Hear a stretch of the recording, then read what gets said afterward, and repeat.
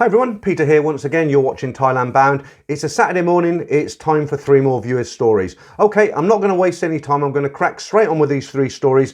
And the second story in particular is very, very interesting. But let's get straight into the first one. สวัสดีค่ะ I'm from a neighbouring country of Thailand and I'm in my late 50s. I completed my O and A levels in the UK and completed my degree there.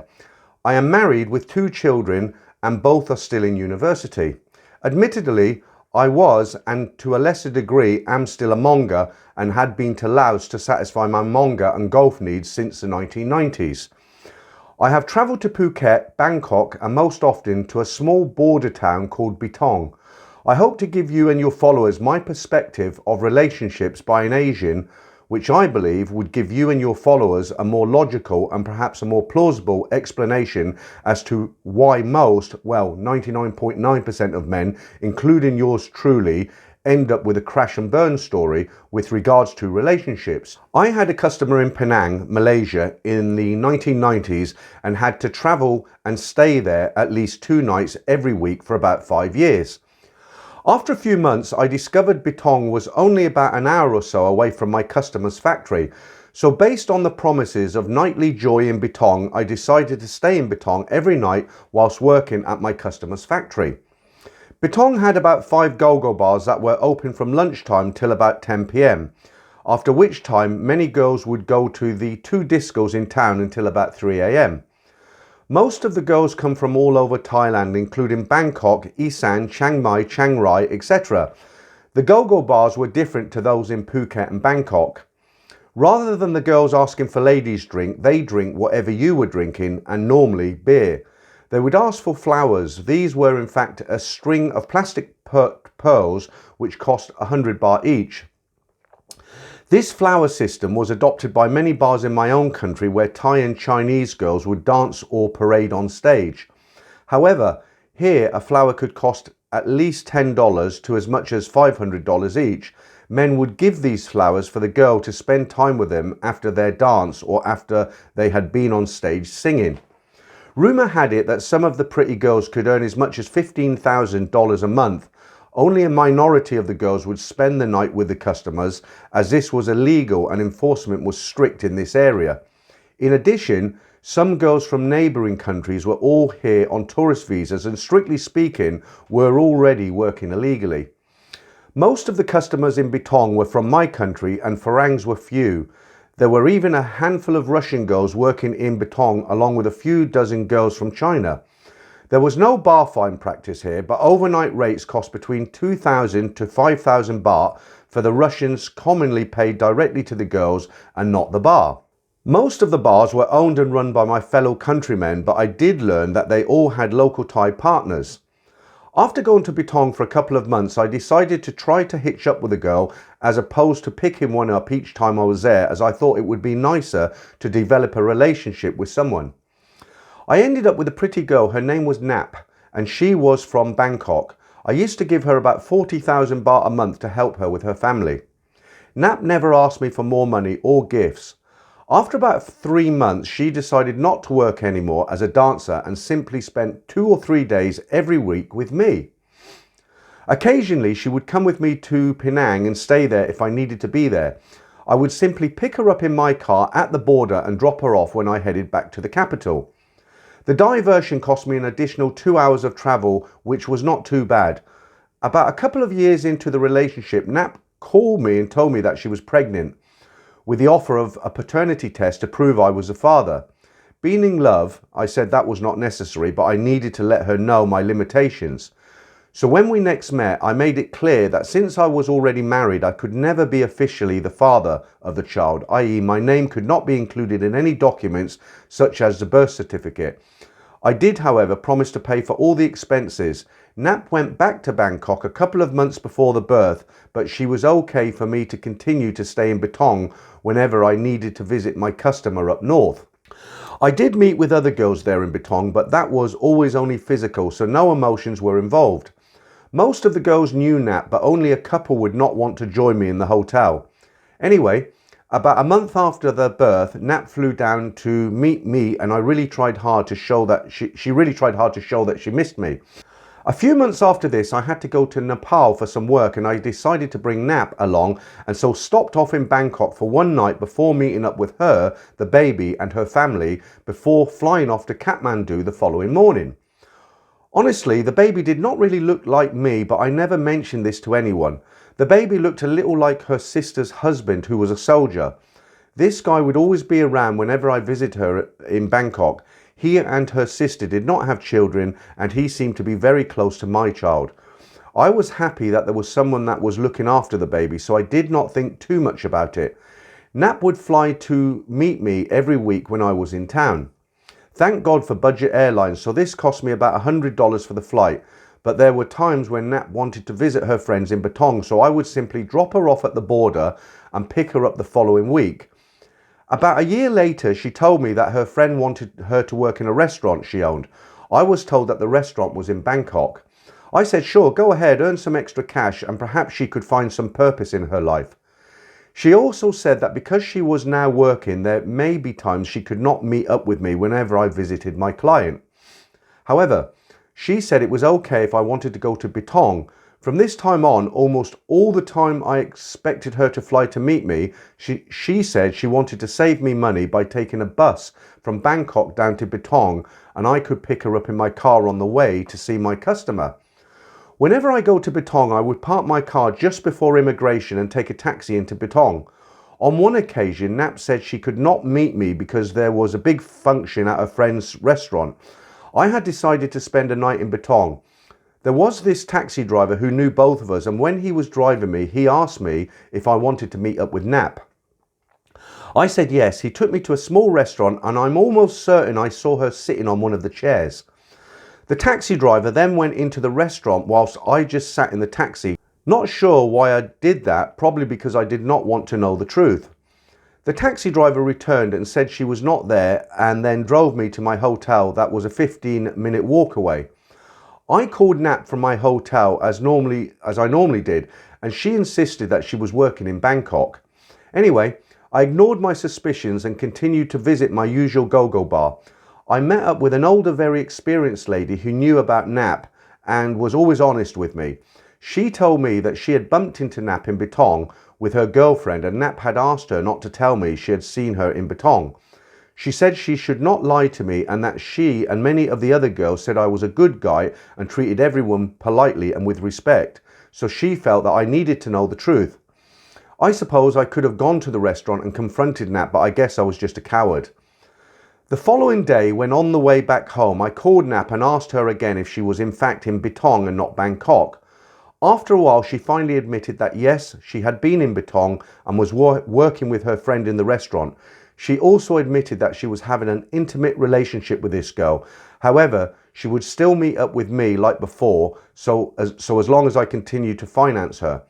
Instead of simply calling it a day, I thought it best to try everything I could to win her back. I told her that when I met her next, I would like to discuss our future. I met up with Nap in Bangkok about a month later and had planned to stay there for 3 days. I met her in my hotel in Bangkok, and she was adamant about her love for the girl in the restaurant, but she was willing to stay with me while I was in Bangkok. Stupidly, I even offered a closer relationship if she was willing to live in Bangkok and look after the baby. I could see by the look on her face that she had no feelings for me whatsoever. So the following morning, I booked a flight home. A few months later, Nap asked me to meet me again as she needed to go back to Bangkok. I agreed, and to cut a long story short, I was there this time to give her more money as the restaurant in Batong was failing. The jewellery and watch I had previously bought for her were no longer with her, and she admitted she had to sell all her belongings to try to keep the restaurant afloat. I gave her 10,000 baht and left her in Bangkok. About 3 months later, I got a call from Nap saying that she would be working in a bar where I live.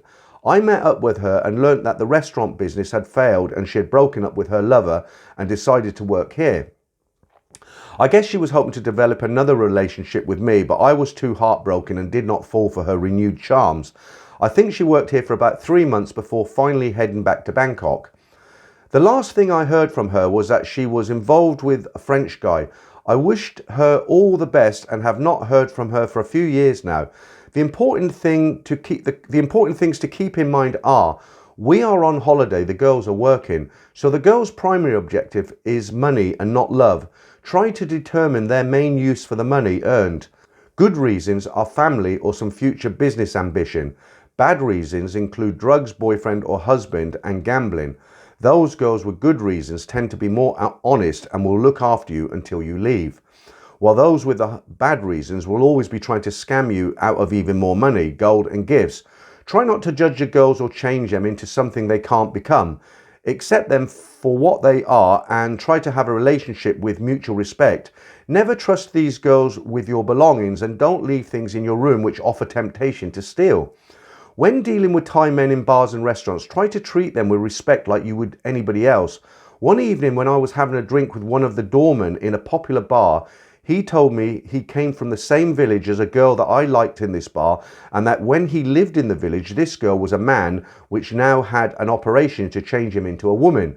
So had I not been friendly with the doorman, I might have not found out this information until it was too late. Before I met Nap, I had met a regular girl called Nantawan. I later discovered that she was an addict and was always looking to get high. She had asked me once in a 7-Eleven to buy her some sweets. I asked if she had a child. She said yes. One day after dancing, she asked me to go with her to her room to pick up some things and that she needed to give some food to her child. When in the room, she opened a cupboard where I saw some sweets, chocolates and toys that I had previously bought for her, but there was no child in her room. She later explained that she kept a ghost child in her room and he helps her whenever she asks for a wish to come true. Many Thai people believe in such practices. It is the same in my country and others in Southeast Asia, Africa and South America. Despite the fact that people claim to be a Buddhist or Catholics or Muslims or Hindus, spiritual beliefs play a large role in these religions. Based on the above, it remains the only logical explanation as to why many, like I, end up looking stupid. So the next time any of your viewers visit Thailand, try to figure out what it is that the girl is getting out of your relationship other than financial support, and try to think of her needs and not just your own. Well, that was quite interesting, wasn't it? That was it's actually from a Malaysian guy, and just by coincidence, our next story, which is real interesting, is also from a Malaysian guy. Now, this town he mentioned, Betong, I'd never heard of it, so I went on to Google Maps, I had a look at it, and it is right on the border with Malaysia.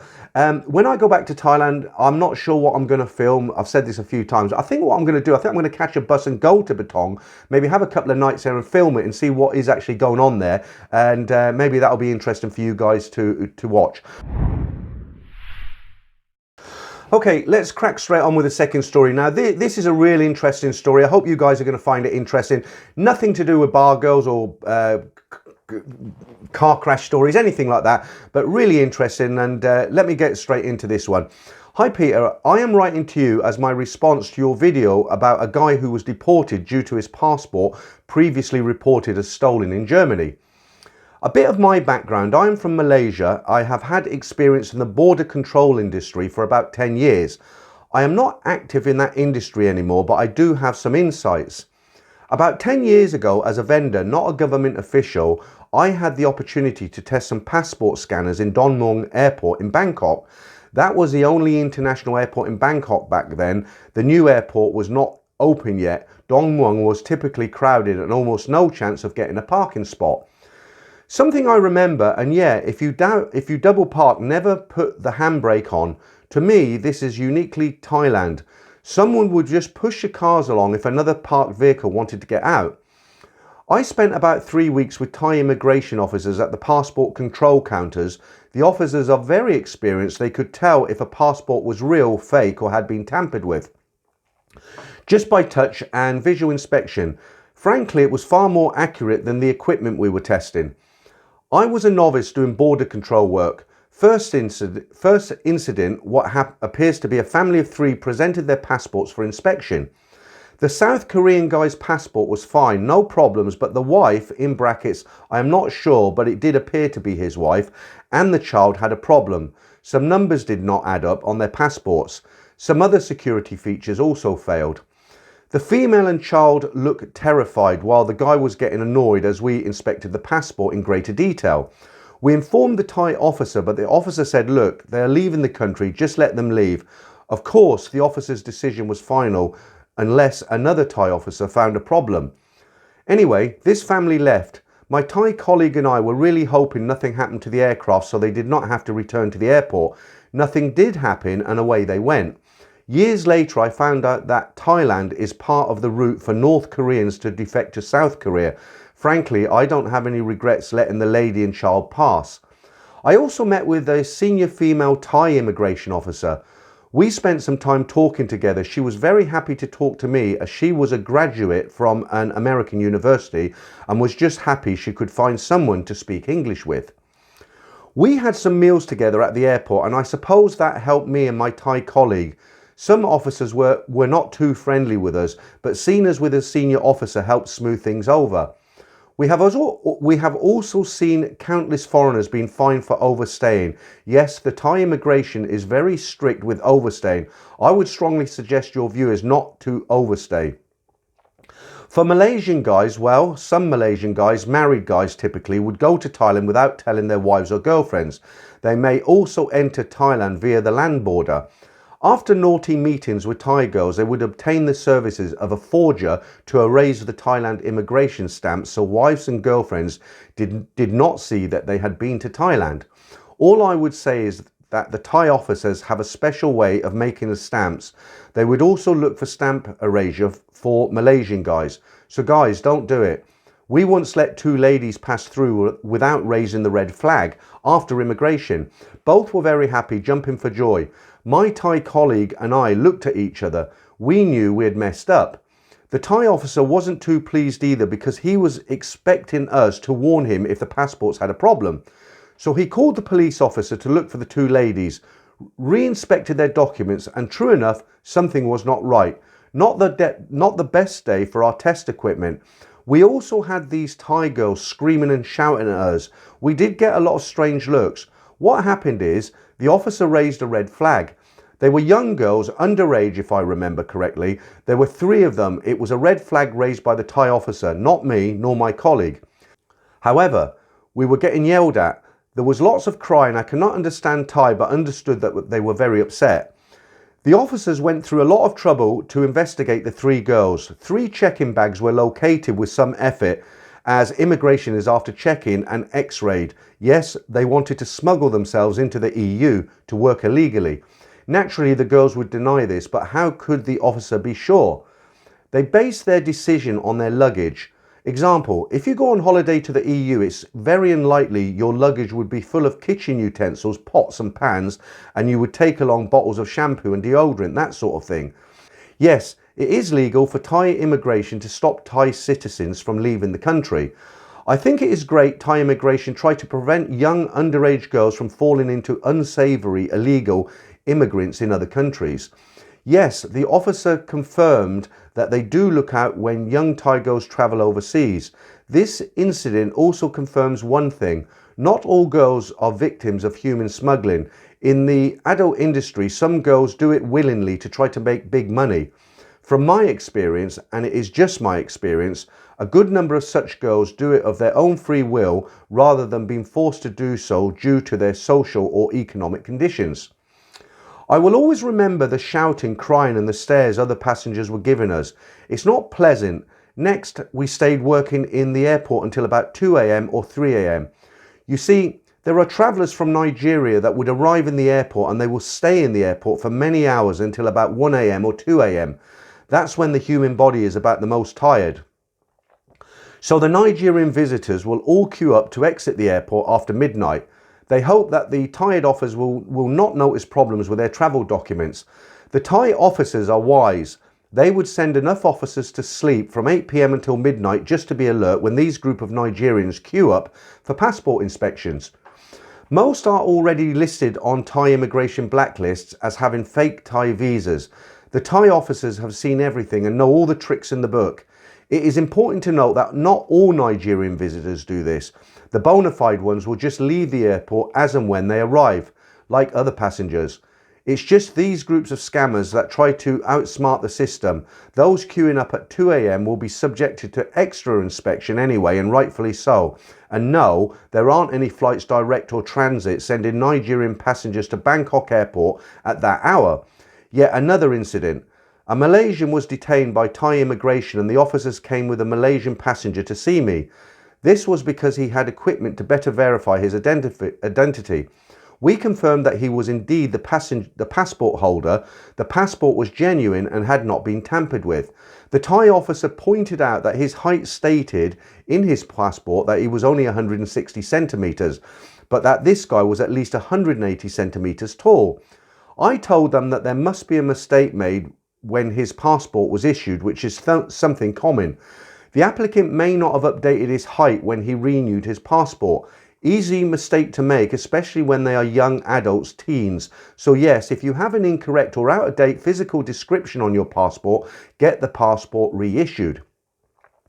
Wet passports or water damaged passports will be treated as tampered passports. One should get the passport replaced with a permanent passport if possible and do so immediately. Try not to avoid emergency travel documents. Some embassies issue emergency travel papers to allow you for one single trip to a fixed destination, which is typically the person's home country. Immigration officers hate these papers as the papers contain little to no security features. There is no way we can recognize an ambassador's signature for each country. Sometimes the officer might call the embassy. If the embassy picks up, great, verification can be done quickly. If not, immigration, and not just Thailand, it can be any country, can delay the traveller until the papers are verified. Now imagine the poor traveller must have gone through some unfortunate incident to require the use of emergency travel papers, and now the said poor traveller faces more hassle. This brings me to my last story.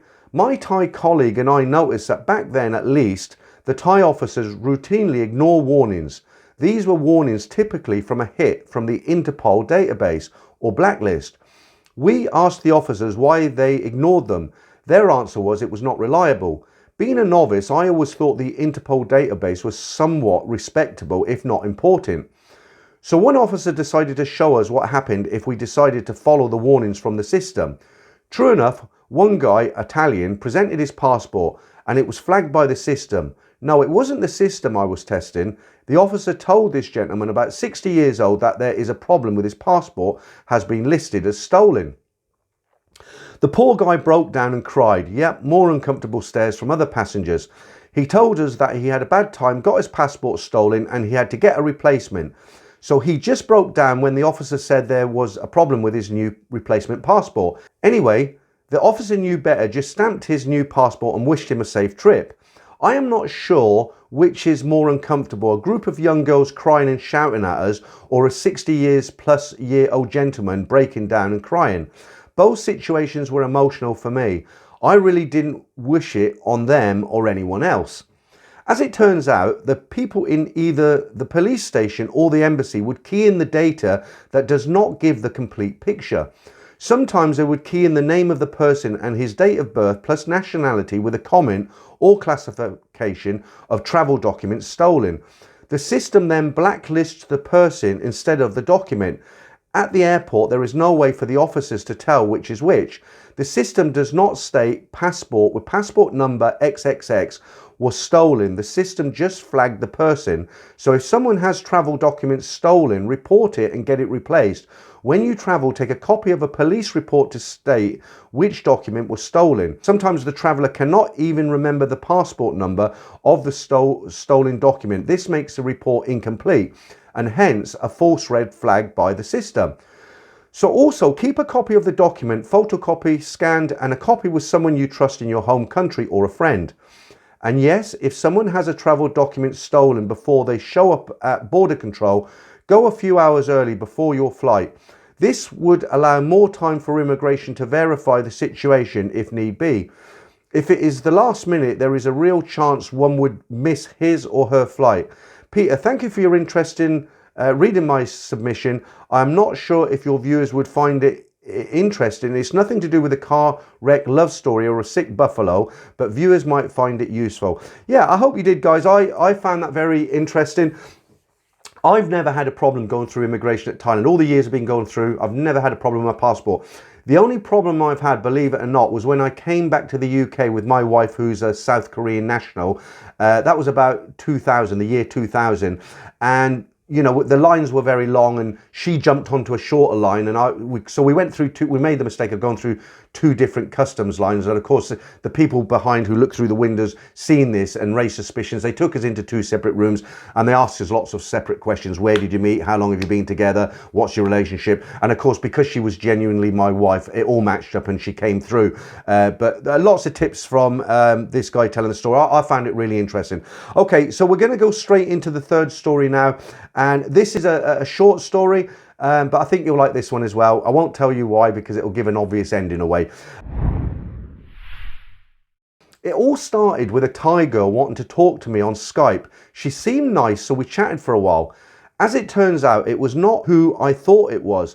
It was her secretary, as she was trying to set her boss up with a farang.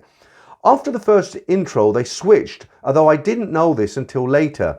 We chatted online on Zoom a few times. She was always good. She was always at work as she didn't have a good internet connection at home. Eventually, she talked me into going to Thailand to visit her. I have never been there and didn't know that much about it.